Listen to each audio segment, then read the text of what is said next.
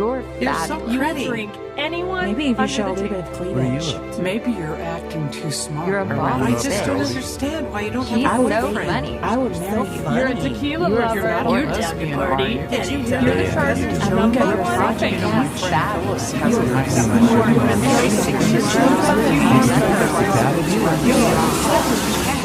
A catch.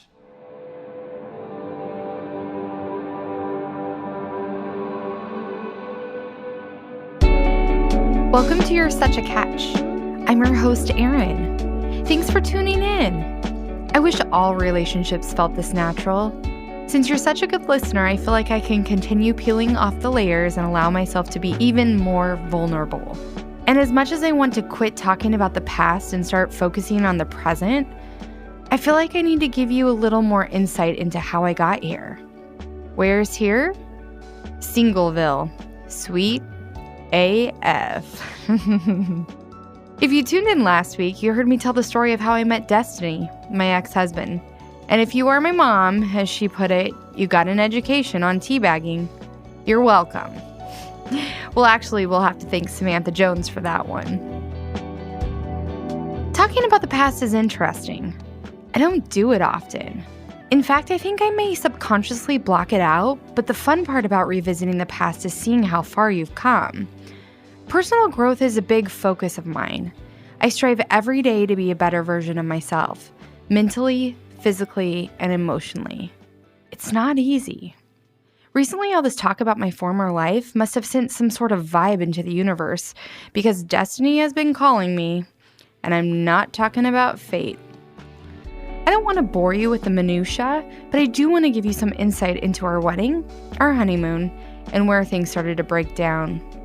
I think it's important to look for patterns in our own behavior and to try to learn from situations like this so we don't repeat our mistakes.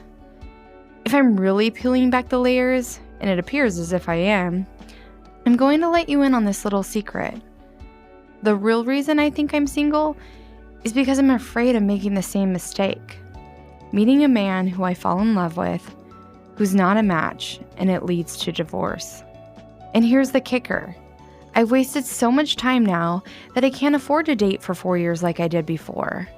Well, not if I'm hoping to start a family with this, fictitious dream man. Come on, ladies, we've all done this calculation in our head. If I meet my dream man tomorrow, and we hit it off, and we start dating exclusively, realistically, we date for what? At least a year before we decide we want to be together? Then he proposes, then we have to plan a wedding. So let's just say another 6 months pass. We get married, then we try to get pregnant, and God knows how long that will take at this age. And then maybe by 40, I have everything I've ever wanted, a family of my own. And that's really if everything were to go as planned. But this very scenario just played out for one of my sweet friends who is so deserving of all this. She met her guy on The League, an app I haven't said much about in my blog or anywhere else because I haven't had much success on it. For her, it's a different story. She found her fireman, they got engaged, moved in together, planned a wedding, got married, and had a baby, all in the same year. She essentially crossed off 5 major life events in under 365 days. If that doesn't give you hope, I'm not sure what will. And it seems just like yesterday, she and I were at Irk's on a Friday night chatting about terrible dates. She was teaching me how to make men approach you with your eyes. It's such a trip. She stares a hole right through them. She stared a hole through this guy at the bar, and literally he came and sat down at our table. I haven't quite mastered that move yet. I'm more of a loud laugher, snorter, draw attention to myself kind of gal. You might have to wait a long time. So what I haven't told you yet is Destiny's last name. The day we were married, I became Mrs. Butts. Yep, B-U-T-T-S. This was a huge point of contention for me. Well, for both of us. He had lived with his name for his entire lifetime. He was 33 when we got married. I wasn't ready to take that on. Remember, I dated Destiny for 4 years before we were married? And during those 4 years, I witnessed all the jokes, comments, and heckling he received for something that was out of his control. He had, and I'm sure he still does to this day, thick skin. He'd dish some smart-ass comment right back, or he'd tell the story of how his parents named him.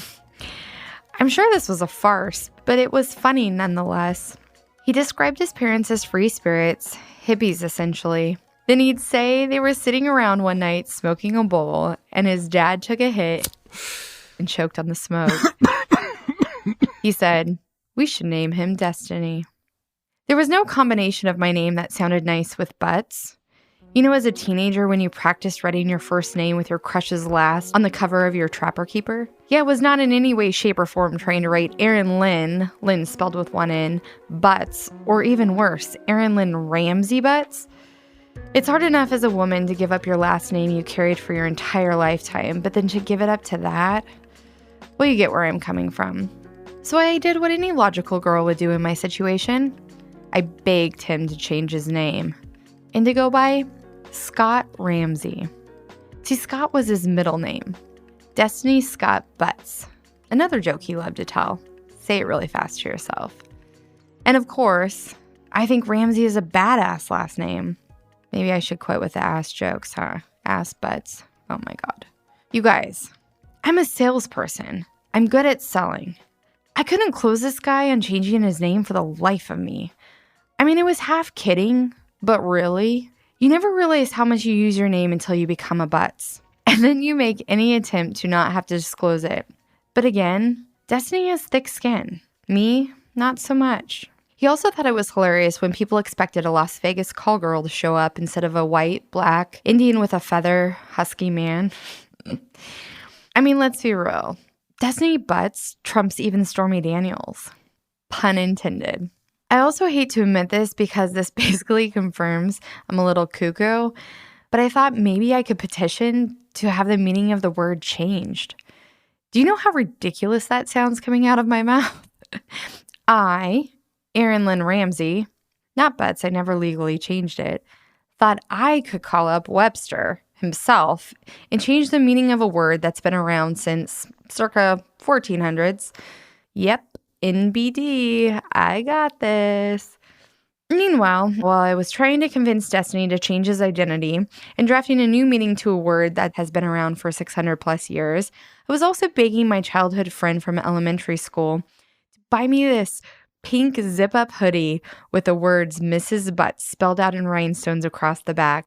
I don't know why I had to have this, but I did, and she came through. I kept that hoodie for years, and even though the idea of the hoodie sparked joy, we had to part ways. I do have one treasure that still encompasses Mr. and Mrs. Butts, our wedding favors. Typically, wedding favors are tasteful. I've been given candles, candies, wine stoppers, even a cactus. But I had my heart set on something else. Personalized shot glasses. Destiny and I had one of those fun drawings done of us at some event where we look like a cartoon character. It was a spitting image of us. I will post a picture on my Instagram story so you can see the similarities. He had an 8-pack. Never in our 7 years did he have an 8-pack. I had a teeny itty bitty waist and big boobs. The big boobs, maybe yes. The itty bitty teeny waist, never. Then we created a personalized message for our guests on the back. I went to the Butts wedding, and all I got was hungover. When I told my mom what I intended on giving our wedding guests, she cried. Not tears because she thought it was so clever and funny, but tears because she was mortified that I wanted to send my guests away with what to her was in poor taste. Mom and I still chuckle to this day, because guess what? These shot glasses, they've lasted longer than my marriage. And you know what? They do spark joy. And my friends love to send me pictures of them taking shots with them to this day. In fact, I recently went back to Temecula to draft my fantasy football team with my favorite group of guys. I will have you know, Eyes Up Here Boys is 3-1 this season. It's my year, I just know it. So I walk into the backyard and everyone is outside waiting for me. And you know what they had poured ready to go? A shot. And you know what shot glass that was in? Yep, you guessed it, the Butts shot glass. I'm telling you, if you were lucky enough to get one, I hope you treasured it. They're a classic. Similar to our taste in wedding favors was our desire to make our ceremony different. The guys walked down the aisle to So Fresh and So Clean by Outkast. The Girls to Strawberry Fields Forever, the Ben Harper rendition. And I walked down the aisle after downing a lemon drop martini to Somewhere Over the Rainbow by Brother Is. Disclaimer, you better be damn sure when you pick a wedding song that isn't the traditional dun dun dun dun dun dun dun dun that your marriage is going to last, because if you pick a beautiful song about rainbows sung by a charming Hawaiian man, may he rest in peace, you will hear that song in coffee shops, restaurants, hair salons, on your friend's chill Pandora playlist, and in hotel lobbies for the rest of your life. Destiny and I went to marriage counseling before we tied the knot. We had 3 sessions. 3 wasn't enough, obviously, but we did attempt to practice what my dad calls the 6 Ps in our relationship. Prior planning prevents piss-poor performance. I was today's years old when I learned that my dad took liberty in adding his own P. And really, it's only the 5 Ps. The more you know. But yes, we tried to set ourselves up for success. After my lemon drop, I made my way down the aisle. He was teary-eyed. I never asked him what made him tear up. Hopefully he thought I was beautiful, like a sweet angel gliding down the aisle, and he wasn't crying because he was losing his freedom. But at the time, I thought it was sweet. I got a standing ovation, but I suppose every bride does. It was time to exchange vows, and the pastor asked for the rings. Destiny handed him mine, and I turned to my maid of honor to get his. She had this look in her eye, like, oh shit. We had been friends since 6th grade, and I pretty much knew all of her tells. But she played it off, calm, cool, and collected. She removed her engagement ring from her left finger, passed it to me, and I put it in the hand of the pastor. He couldn't help but smirk. Destiny handled this pretty well, but he also gave me a look. Like, really, Erin? His ring was pretty cool, too. It was made of tungsten carbide, and the jeweler told us you could basically run it over with a truck, and it wouldn't bust. Of course, we had to test that theory. No, we didn't do that. But Destiny did love that he could use it to open beer bottles with little ease. So on August 1st, 2008, I placed my friend Kim's engagement ring on his left hand and said I do. After the ceremony, I did go back and find his ring, not just for the pictures, but also so he could open as many new castles as his heart desired. I think he made some smart-ass remark during the ceremony. Isn't there a vow that goes something like, I give you this ring as a pledge of my love and commitment, and I think he said, in someone else's happiness? The night of our wedding, we were exhausted, but we were also hungry. I told you Destiny loved California burritos, so we went to the taco shop in the wee hours of the night with one of our friends. We all came back and ate and passed out in our room. Yes, on our wedding night, we had a sleepover. The only baby making that night occurred in the form of a food baby. Oh my God, that's so stupid. We went to Hawaii for our honeymoon. A dear friend of mine who also worked for me at the car dealership gifted us his timeshare for the week. Hawaii was fun. We ate good food. We enjoyed the most beautiful beaches and scenery. Destiny surfed and I read magazines on the shore. I mean, it was very similar to being home in Carlsbad on our beach. There wasn't a ton of romance that occurred. You'd think as newlyweds we would have exuded some sort of joint energy, but we didn't. We were happy and we loved one another, but maybe we weren't in love. Life kind of went on from there. After you open your gifts and put away all the items from your registry you think you're going to use, but some you never even take out of the box, and you write your thank you notes, life presses on. And one day you get home from work and your husband is standing by the sink when you walk in. You plop on the couch because you're exhausted, and your puppy nestles against you as if he's been a good boy and not peed on the floor that day. He for sure peed. The dog, not Destiny. But then the words I can hear clear as day came out of his mouth. Destiny's, not the dog. Oh boy, I made that more complicated than it needed to be. Destiny said, I never wanted to be married, and I don't want to have children. Have you ever wondered what you'd do if you were in a fight or flight situation? Well, that day, I reacted in a way that is very opposing how I would normally respond to a conversation like this one. I said, okay, then I think we're done. My typical response would have been to piece it back together, to work to solve the problem, to not give up until I fixed it. But not this time. This time something innate in my being forced these words to the surface with confidence. In our 7 years together, Destiny and I moved 4 times. Every time I coordinated the moving truck, the cable, the phone service, anything that had to be canceled and restarted at the new location.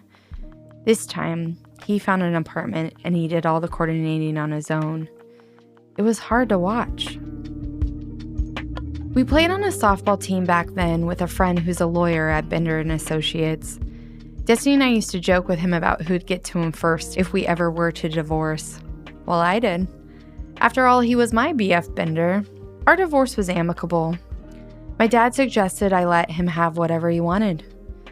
It was all materialistic items at the end of the day, and I realized they could all be replaced. All I wanted was the dog in the house, which seemed to be fair, as it was my money down. It took me over a year to remove our wedding photos from the wall.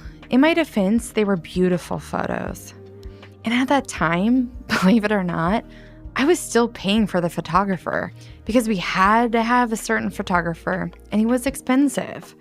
I think it was $4,500 if I remember correctly. I was getting my money's worth. It took a friend coming over and saying, "How are you going to explain this when you meet a nice guy and invite him over?" She had a point.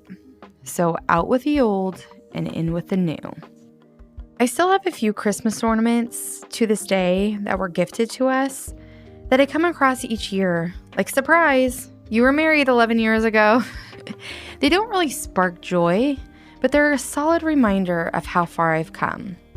Because when you get divorced, it's similar to what you experience with death. There's this person you loved that is no longer there. Your entire life flips upside down. Only in divorce, sometimes your friends feel like they have to choose a side. You make silly decisions like, do I delete his family off of social media? Do I delete him? I never deleted Destiny's family.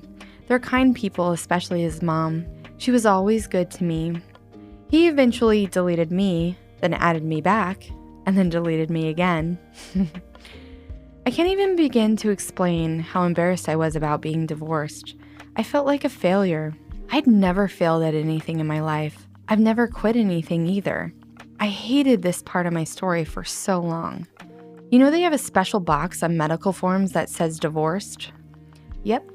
Maybe you haven't noticed, but they're single, married, divorced. I want to mark single, but I am divorced. Why don't you just pen the scarlet letter D to my chest and we'll call it a day? Now I'm getting on my soapbox, but if you can have a common law marriage after 7 years, then I can have a second coming of singlehood. I mark single now. Joke's on you, Etna. Through this journey, I found myself again. If I ever choose to pick up the phone when my destiny is calling me, I'd like to tell him thank you. He gave me my life back and a second chance to achieve the goals I have for myself, to have a family and to meet someone who loves me, like really loves me, and for that I'm grateful. A friend of mine once told me that this was my starter marriage. I guess that's a thing. Hell, Brittany had 2 and a major meltdown, so I guess in comparison I'm doing all right. The important thing here is that I allowed myself time to heal. Once you're removed from the situation, you see things so much clearer. You're not as emotionally embedded in the situation and you can evaluate things logically. Here are a few things that I learned from this experience. You can't change the past. People's opinions don't define your reality. Everyone is on their own journey. Judgments, they're not about you. Overthinking, it'll lead to sadness. Happiness can only be found within. Your thoughts affect your mood. Smiles are free. Kindness is contagious. It's okay to let go and move on. And things get better with time. Matters of the heart are never easy, but your heart will heal. Time does help. Support from family and friends powers you, and hope provides comfort that this too shall pass. And it does. And then you dust yourself off and get back on the horse. Or become a lesbian. I'm giving myself a few years before I go that route. But ladies, I get it. Sometimes I joke and say, I don't need a man. I need a wife. I think Big Love was onto something. Surely you can see that you can make her happy. Thanks for tuning in to You're Such a Catch. If you're divorced or going through one, or even dealing with a breakup, I hope hearing my story has inspired you to get back out there. Don't give up on love, but make sure the timing is right for you. And always remember, it's better to be single than in the wrong relationship. Follow your favorite single girl at You're Such a Catch on Twitter and Instagram. Until next time.